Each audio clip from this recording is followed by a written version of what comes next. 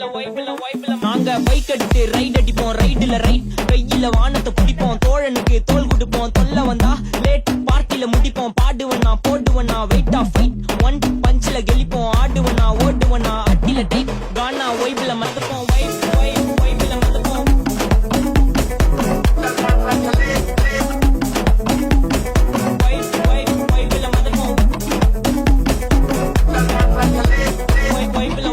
வைப்ல மறந்துப்போம்.